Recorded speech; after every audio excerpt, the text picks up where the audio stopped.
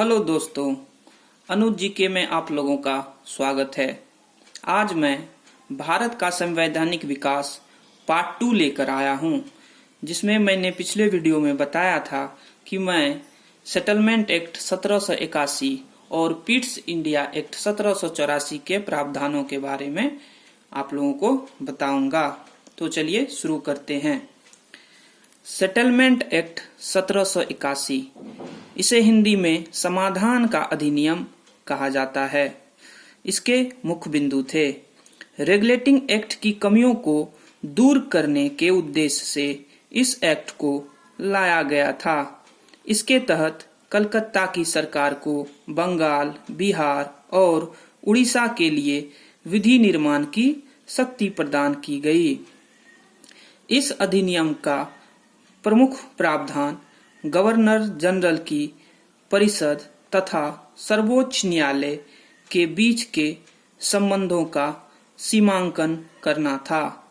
इस अधिनियम का प्रमुख प्रावधान यह भी था कि सर्वोच्च न्यायालय कंपनी के कर्मचारियों के विरुद्ध कोई कार्रवाई नहीं कर सकता है जो उन्होंने एक सरकारी अधिकारी की हैसियत से की हो, अर्थात कंपनी के अधिकारी शासकीय रूप से किए गए अपने कार्य के लिए सर्वोच्च न्यायालय के कार्य क्षेत्र से बाहर हो गए।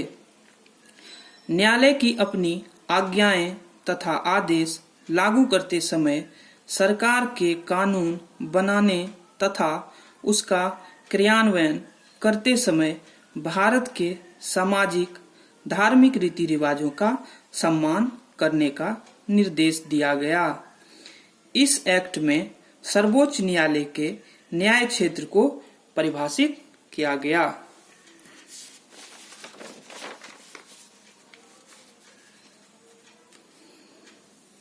आइए अब पिट्स इंडिया एक्ट 1784 के प्रावधानों के बारे में जानते हैं।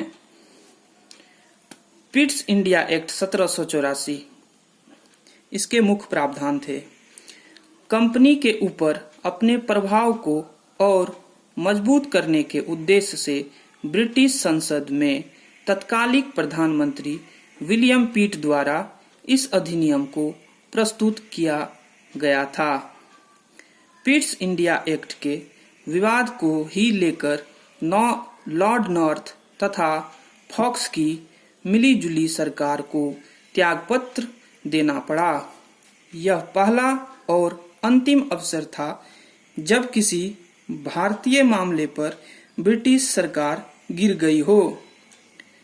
इस अधिनियम की मुख्य विशेषता यह थी कि निदेशक मंडल कोर्ट ऑफ डायरेक्टर्स को कंपनी के व्यापारिक मामलों के अधीक्षण की अनुमति तो दे दी गई, लेकिन राजनीतिक मामलों के प्रबंधन के लिए नियंत्रण बोर्ड यानी बोर्ड ऑफ कंट्रोलर नाम से एक नए निकाय का गठन किया गया। इस प्रकार भारत में द्वैत शासन व्यवस्था की शुरुआत हुई, जो 1858 तक विद्यमान रही। नियंत्रण बोर्ड का मुख्य कार्य निदेशक मंडल की नीति को नियंत्रित करना था।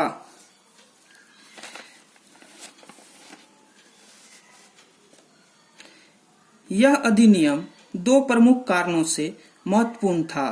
पहला, भारत में कंपनी के अधीन क्षेत्रों को सर्वप्रथम ब्रिटिश आधिपत्य क्षेत्र कहा गया। दूसरा, ब्रिटिश सरकार को भारत में कंपनी तथा प्रशासन संबंधी कार्यों पर पूर्ण नियंत्रण प्रदान किया गया।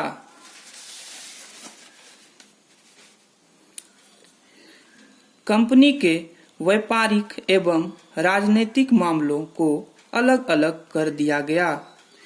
व्यापारिक क्रियाकलाप निदेशकों के हाथों में एवं राजनीतिक क्रियाकलाप इंग्लैंड में 6 सदस्यीय नियंत्रक मंडल के हाथों में सौंप दिया गया। गवर्नर जनरल परिषद की संख्या 4 से कम करके 3 कर दी गई। साथ ही मद्रास तथा बॉम्बे की सरकारों को पूरी तरह से बंगाल सरकार के अधीन कर दिया गया। केंद्रीय शासन का अनुपालन न होने पर गवर्नर जनरल को प्रांतीय सरकारों को बर्खास्त करने का अधिकार मिला। भारत में नियुक्त अंग्रेज अधिकारियों के अवैध कार्यों पर मुकदमा चलाने के लिए इंग्लैंड में एक कोर्ट की स्थापना की गई। गवर्नर जनरल को देशी राजाओं से युद्ध तथा संधि करने से पूर्व कंपनी के निदेशकों से अनुमति लेना अनिवार्य कर दिया गया। तो ये थे पिट्स इंडिया एक्ट के प्रावधान। अगले वीडियो में मैं आप लोगों को चार्टर एक्ट से संबंधित बातों को बताऊंगा। अगर मेरा वीडियो आप लोगों को अच्छा लगा तो प्लीज लाइक करें, सब्सक्राइब करें और ज्यादा से ज्यादा शेयर करें।